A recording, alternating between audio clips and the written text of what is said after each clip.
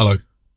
Welcome back to the channel, and this is a channel where we give you reviews, don't do unboxings. We might do a few playthroughs in the future, but today we are going to be talking about an experiment that I performed recently, an experiment that saw me deliberately purchase 5 Chinese knockoff games from Temu. The reason I did this is because I just wanted to see what the quality was like when you pick up these games on the cheap. I'm not going to get into the morality of all of this shit because I haven't really got a moral compass, and it wasn't really for any particular reason other than to just sort of investigate how good or bad the quality of these Chinese knockoffs actually are, right? So we're going to have a look at 5 different games ranging from small card games to full-blown big box games. And yeah, don't shoot me if you have got a bee in your bonnet about this, because I literally couldn't give a flying fuck.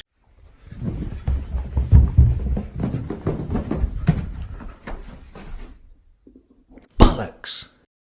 So the first game on this list is a game called The Game, yeah? I've recently reviewed this. Yes, I do believe that this was a Chinese knockoff because A, I got it from Temu, and B, it only cost £1, right? I was a little bit skeptical of this one because the box cover doesn't look anything like the legitimate version that was released here in the UK. Although subsequently I have seen this for sale on Amazon, I think it was. But the quality of the game is actually quite good, right? There's no problem with the cardstock at all. The colours all seem to be there. The rules have been interpreted pretty good, right? And for £1 I wasn't really expecting too much, but it really did blow me away with the quality of this Chinese rip-off, right? I'm not saying go out and buy Chinese knockoff games, but when this costs, I don't know, was it like £10 or £15 or something? I don't know, you can see why people are tempted, can't you? So the next game is a game called Flip 7. We recently reviewed this one as well, and this was a bit of a shocker. This cost £3. It's like $18.99 over here from Amazon or something like that. And amazingly, they've even got the shiny 2-tone box down to a T, right? The rules are a little bit shit. I'm not entirely sure how the rules come in the original, but it's on a little bit of flimsy basic tissue paper sort of thing. But the quality of the cards are okay. There's literally nothing wrong with them at all. They're absolutely serviceable, and if you put this in front of somebody, I doubt very much they will be able to tell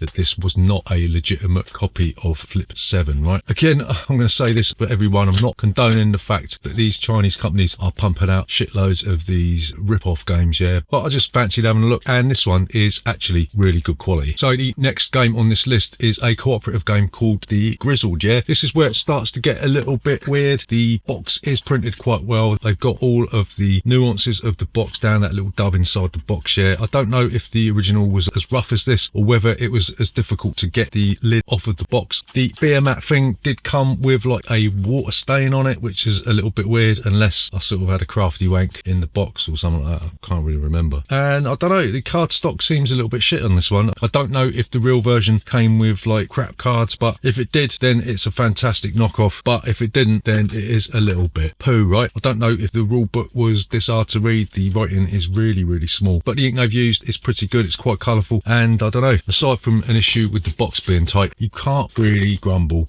if you spent £7 on a copy of this one, right? So the next game on this list is a game called Sky Team. This is a 2-player game where you have to land a plane at a variety of different locations, right? We are sort of scraping the bottom of the barrel a little bit here. The box is really shit. It came sort of a little bit bashed in. I'm not sure if the colours are the same, yeah, because you've got like yellow and blue player screens, and then the dice that you got are like these not very nice, pretty crappy red and blue dice, which I don't believe are exactly the same as the original, yeah? All the other components though, they don't look too bad at all. You did get the little sticker things to hold the folded components together, and even the little plastic dial thing has got the plane icon on it, and it all looks really okay, to be honest with you. Some of the stuff is a little bit flimsy. I'd imagine that this comes in like sort of really crappy cardboard in the original, but in terms of a knockoff, it cost me £9, yeah, and this game retails over here for as much as like £30, then I don't know, it just seems like it could be an attractive proposition for people that cannot afford to buy games anymore, yeah? And you're going to see more of this shit, what with all that tariff crap and all that bullshit. You're going to see more and more people turning to these dodgy games to get their fix, yeah? Again, I am not condoning going onto Temu and AliExpress and buying this shit, but just investigating what's out there and the quality of it, and trying to see why people have sort of turned to this sort of far eastern market, yeah? So the final game on this list is a game called Clank Catacombs. This cost me the princely sum of £12.97 97 or something, and it's not the greatest thing in the world. Yeah, the box came like split and smashed up, and the rule book, I don't know what they've done with it, but the print of it is kind of washed out. They haven't really got the colours correct yet. It's very, very poor quality, and this extends to almost all of the components. Yeah, if you're looking at the tiles, yeah, they seem again washed out. They haven't really got much colour to them. I haven't seen the original version of Clank Catacombs, but we have got a real version of Clank, yeah, and the components in that weren't the best quality anyway. But yeah, the cars as well, again, they seem a little bit fuzzy and washed out, yeah, and this really isn't the best quality copy that we've picked up from Temu. Yeah, it is completely playable. Yeah, there's nothing left out, all the components are there. It's just looks a little bit wonky, but for 12 quid, fucking hell, I mean, what does it go for, like 55 quid?